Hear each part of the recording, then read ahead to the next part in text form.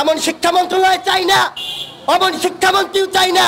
লজ্জা থাকে রাতে বোরকা পরে পালিয়ে যাও ব্যর্থতার দায় নিয়ে।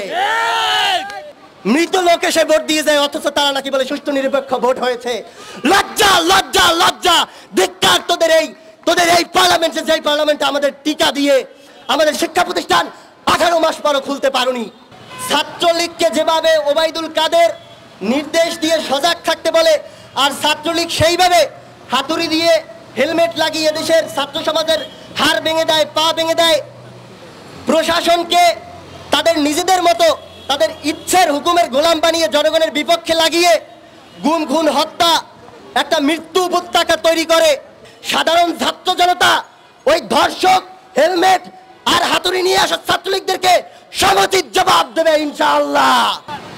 কথা হচ্ছে সরকারের পক্ষ থেকে দেশ নাকি বিমানের উপর থেকে, হেলিকপ্টারের উপর থেকে লস অ্যাঞ্জেলেস দেখায়, কিন্তু সেই লস অ্যাঞ্জেলেস মার্কা, সিঙ্গাপুর মার্কা বাংলাদেশ, যেই বাংলাদেশে এই ব্যর্থ সরকার, ব্যর্থ এজন্যই যে গুটি কয়েক রাষ্ট্রের মধ্যে একমাত্র বাংলাদেশ একাধারে 18 মাস এই শিক্ষা প্রতিষ্ঠান বন্ধ রেখেছে। একাধারে 18 মাস শিক্ষা প্রতিষ্ঠান বন্ধ করার যে ব্যর্থতা, করোনার লগ্নে টিকা, গণটিকার নামে যেই গণতামাশা, গণমানুষের দুর্ভোগ, ছাত্রলীগকে যেভাবে ওবায়দুল কাদের নির্দেশ দিয়ে সজাগ থাকতে বলে, আর ছাত্রলীগ সেইভাবে হাতুড়ি দিয়ে হেলমেট লাগিয়ে দেশের ছাত্র সমাজের হাড় ভেঙে দেয়, পা ভেঙে দেয়। প্রশাসনকে তাদের নিজেদের মতো তাদের ইচ্ছের হুকুমের গোলাম বানিয়ে জনগণের বিপক্ষে লাগিয়ে গুম খুন হত্যা একটা মৃত্যু উপত্যকা তৈরি করে। যেমনিভাবে সিলেটের এমসি কলেজে ছাত্রলীগ শিক্ষা প্রতিষ্ঠানের পরিবেশ নষ্ট করে আমাদের মা বোনদেরকে গ্যাং রেপ করে ৭১ যে স্বাধীনতা হয়েছিল, এই দেশটি কিন্তু ছাত্রলীগের, আওয়ামী লীগের স্বেচ্ছাচারিতার একটা রাষ্ট্র তৈরি করার জন্য তৈরি হয়নি। আফসোস করে বলতে হচ্ছে, এদেশের মেহনতি মানুষের জন্য দেখবেন প্রধানমন্ত্রী সুদ্ধা ওনার ওই তামাশা মার্কা মন্ত্রিসভার কান্না করতে করতে গড়াগড়ি করার অবস্থা। তারা দেশের জন্য এমন কাজ করে বুঝাইতেছে যে কলিজা কেটে খাওয়াচ্ছে, কিন্তু এদেশে এখনো করোনার সময়ে 2.5 কোটি মানুষ গরিব হয়েছে। সেই 2.5 কোটি গরিব মানুষের, যে 2.5 কোটি গরিব জনগণ দারিদ্র সীমার নিচে নেমে গেল, তাদের ছেলে মেয়ে কি এদেশের শিক্ষার্থী না? তাদের ছেলে মেয়ে যদি এদেশের শিক্ষার্থী হয়ে থাকে, তাহলে 18 মাস শিক্ষা প্রতিষ্ঠান বন্ধ রেখে কিভাবে নির্দেশ দিলেন যে 2 বছরের বেশি ছাত্রদের কাছ থেকে বকেয়া বেতন আদায় করা যাবে না। টোটাল শিক্ষা প্রতিষ্ঠান বন্ধ, ফ্যান চললো না, লাইট চললো না, তাদের অন্যান্য সেশন চার্জে যেই সমস্ত ব্যয়গুলো শিক্ষা প্রতিষ্ঠান করে থাকে কোনো কিছুই হলো না। তাহলে প্রত্যেকটা ছাত্র, ইন্টারমিডিয়েট এবং অন্যান্য শ্রেণীর ছাত্ররা কেন 30,000, 40,000, 50,000 টাকা দিয়ে পরীক্ষায় অংশগ্রহণ করার জন্য ফর্ম ফিল আপ করবে? কারণ হচ্ছে এই সরকারের ভিতরে মানবিকতা নাই, ন্যূনতম মানবিকতা নাই দেখি শিক্ষা ব্যবস্থার এই অবস্থা। আপনি একটা কথা বোঝার চেষ্টা করতেছেন কিনা আমি জানি না, যে কিভাবে শিক্ষা প্রতিষ্ঠান 18 মাস বন্ধ রেখেও এখনো বলে যদি আমরা সবাইকে টিকা নিশ্চিত করতে পারি তাহলে স্কুল কলেজ খুলবো। যদি টিকা নিশ্চিত করতে না পারেন তাহলে কি স্কুল কলেজ খুলবেন না? সেই জবাব দেওয়ার মতো হিম্মত এই গুন্ডা মন্ত্রী, এই গুন্ডাতন্ত্রের সরকারের নাই। তারা এসে হুমকি দামকি দিতে পারে, ছাত্রলীগকে হাতুড়ি হেলমেট নিয়ে রেডি করতে পারে। যদি কেউ শিক্ষা প্রতিষ্ঠান খোলা দেশের গণমানুষের জন্য কথা বলে, তাদেরকে পিটানোর জন্য সেই হুমকি দামকির বড় বড় কথা বলতে পারে। আর এর বাইরে এসে ভাড়ামি করে, ওই যে গোপাল ভাঁড়ের কথা শুনছি না, ভাড়ামি ছাড়া দায়িত্বশীল আচরণ এই সরকারের কোনো মন্ত্রী এমপিরা করছে না। যার ফলশ্রুতিতে যখন তখন দেখবেন গরিব রিক্সাওয়ালারা তারা রাস্তায় নামে তাদের রিক্সাগুলো ভেঙে দিচ্ছে, কৃষকদের ধান পুড়িয়ে দিচ্ছে। সেই বিগত দিনের ঘটনা। শিক্ষা প্রতিষ্ঠান থেকে শুরু করে এমন কোনো জায়গা নেই যে এই সরকারের অরাজকতা থেমে নেই এবং তার অরাজকতার ফসল খেসারত এদেশের মানুষ দিচ্ছে না। এজন্য এদেশের ছাত্র জনতার পক্ষ হয়ে সরকারের এই সমস্ত অব্যবস্থাপনার প্রতি ধিক্কার জানাই এবং নিন্দা প্রকাশ করছি। আমাদের দেশের স্বাধীনতার সত্যিকার চেতনার যদি একটি সরকার হতো, তাহলে ঘন্টার পর ঘন্টা এভাবে জ্যাম লেগে থাকতো না রাস্তায়। এদেশের মানুষ তার টিকা থেকে শুরু করে যত মৌলিক অধিকার, খাদ্য, বস্ত্র, বাসস্থান পেত, এই ঝড় বৃষ্টির মধ্যে এখান থেকে আমরা কথা বলে চলে যাই, মন্ত্রী এমপিরা এসির মধ্যে বসে কথা বলে, কিন্তু রাস্তায় যে মানুষ বৃষ্টিতে ভিজে ফুটপাতে ঘুমায়, এদিকে নজর নাই। অথচ উন্নয়নের জোয়ার ভাই, ধিক্কার জানাই এই উন্নয়নের। যেই উন্নয়ন দিয়ে শিক্ষা প্রতিষ্ঠান খোলা যায় না, ছাত্রদেরকে সময় মতো টিকা দিয়ে শিক্ষা ব্যবস্থাকে সুন্দরভাবে পরিচালনা করা যায় না, এমন শিক্ষা মন্ত্রণালয় চাই না, অমন শিক্ষামন্ত্রীও চাই না। লজ্জা থাকে রাতে বোরকা পরে পালিয়ে যাও ব্যর্থতার দায় নিয়ে, কিন্তু লজ্জা তো নাই।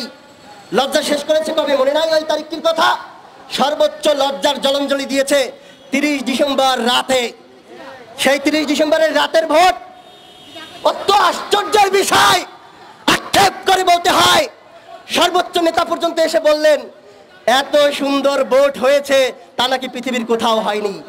আফসোস, যেটা প্রকাশ্যে জনগণ দিল, দেখলো, আমি ভোট দিতে পারিনি, আপনি ভোট দিতে পারেননি, মৃত লোক এসে ভোট দিয়ে যায়, অথচ তারা নাকি বলে সুষ্ঠু নিরপেক্ষ ভোট হয়েছে। লজ্জা, লজ্জা, লজ্জা, ধিক্কার তোদের এই পার্লামেন্টে, যেই পার্লামেন্টে আমাদের টিকা দিয়ে আমাদের শিক্ষা প্রতিষ্ঠান 18 মাস পরও খুলতে পারোনি। আমি অত্যন্ত বিনয়ের সাথে বলতে চাই, আপনারা শিক্ষা প্রতিষ্ঠান খোলার যেই ঘোষণা দিয়েছেন তার চেয়েও আগে সম্ভব হলে শিক্ষা প্রতিষ্ঠান খুলে দিন। কথা বলেন না, এই যে আমাদের সাবেক আহ্বায়ক ছাত্র ঐক্যের সাকিব আনোয়ার বলে গেলেন, হ্যাডাম দেখান দেখি, একদিনে টিকা দিয়ে দেবেন 50 লাখ 60 লাখ। আপনাদের হ্যাডামের যন্ত্রণায় মনে হইতেছে টিকা সবাই পেয়ে গেছে। এখানে জিজ্ঞেস করি, আপনারা টিকা পাইছেন? টিকা পেয়েছেন? পান নাই। তবে ওরা যে হ্যাডাম দেখায়, ওই সময় যদি আমরা গিয়ে বলতে পারি এই হ্যাডাম দেখানো চলবে না, চলে যাও, তখনই কিন্তু সমস্যাটা হয়ে যাবে। এটা বুঝতে পেরে পরিকল্পিতভাবে শিক্ষা প্রতিষ্ঠানগুলো এ যাবৎ পর্যন্ত বন্ধ রেখেছেন। একটা কথা মনে রাখবেন, আপনার কাছে একটা জিনিস লুকিয়ে রেখেছেন, তার নাম হচ্ছে অবৈধ ক্ষমতা। কতদিন লুকাবেন? কোন পাশ দিয়ে লুকাবেন? উপর নিচ চতুর্দিক কোনো এক সময় ফাঁক ফোকর দিয়ে আপনাদের ক্ষমতা যখন চলে যাবে, তখন এই পুলিশ প্রশাসনকে নিজেদের ইচ্ছা মতো ব্যবহার করছেন, তাদের বন্দুকের নলটা ঠিক আপনাদের দিকে ঘুরে যাবে, কারণ আপনারা এই অন্যায়টা করেছেন। সমস্ত অন্যায়ের কড়াই গন্ডা হিসাব নেবে দেশের প্রশাসন। এদেশের প্রত্যেকটা ক্ষমতাসীন সংগঠন প্রতিষ্ঠান যাদের উপর দিয়ে আপনারা এই অন্যায়গুলো করাচ্ছেন, তারা ইচ্ছাই করছে না, আমরা জানি। তারা ইচ্ছায় ছাত্র সমাজের উপরে এই রকমের নিপীড়ন নির্যাতন সাধারণ মানুষের উপরে করে না। আজকে এই প্রোগ্রামে একজন লোক এসেছেন, ওনার ফ্যামিলি নাকি আওয়ামী লীগের ফ্যামিলি।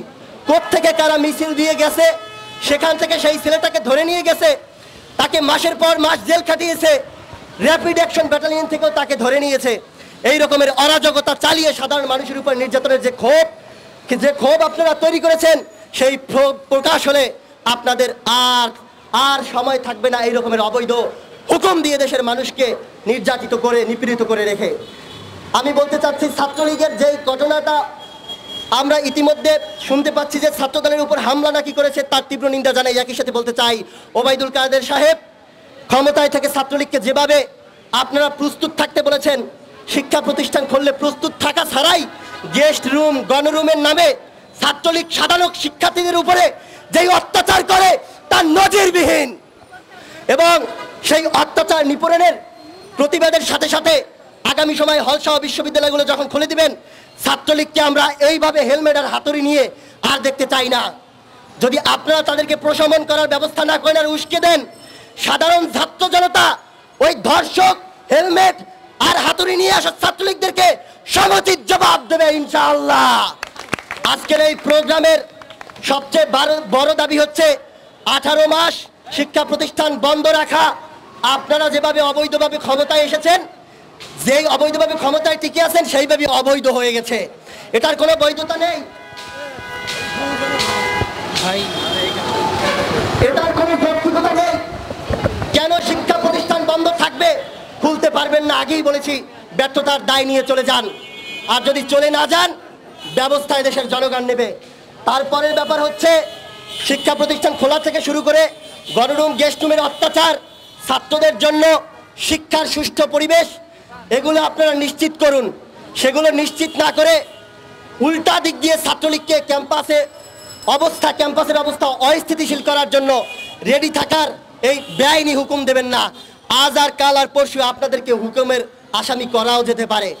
অতএব বলতে চাচ্ছি, ভোটারবিহীন এই সরকার, ভোট ডাকাত একটা সরকার, তাকে বিদায় করে একটি কল্যাণ রাষ্ট্র, সেই কল্যাণ রাষ্ট্রের শিক্ষা ব্যবস্থা, অর্থ ব্যবস্থা, রাষ্ট্র ব্যবস্থা সুন্দরভাবে তৈরি করার জন্য মাহমুদুর রহমান মান্নান নাগরিক ঐক্য, নাগরিক ছাত্র ঐক্য যে চেষ্টা চালিয়ে যাচ্ছে, যেই সংগ্রাম চালিয়ে যাচ্ছে সাহসের সাথে, আজকের উপস্থিত সমস্ত ছাত্র জনতা, সমস্ত লোকজন যারা আছেন এবং ইলেকট্রনিক্স মিডিয়ার মাধ্যমে যারা দেখতে পাবেন, সবাইকে বলতে চাই, এই দেশকে সুন্দরভাবে একটি কল্যাণ রাষ্ট্র গড়তে হলে যেখানে কৃষক, শ্রমিক, মেহনতি মানুষ, ছাত্র, শিক্ষক, আমজনতা সবার জন্য বৈষম্যহীন একটি সমাজ গড়তে হলে আমাদের হাতকে শক্তিশালী করুন।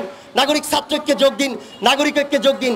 ইনশাআল্লাহ মুক্তিযুদ্ধের চেতনায়, সত্যিকার চেতনায়, মুক্তিযুদ্ধের সত্যিকার বিশ্বাসের বাংলাদেশ আমরা গড়ব, সেই বিশ্বাস নিয়ে বলছি, আর ওদেরকেও তাড়াবো সেই বিশ্বাস নিয়ে এখানে দাঁড়িয়েছি।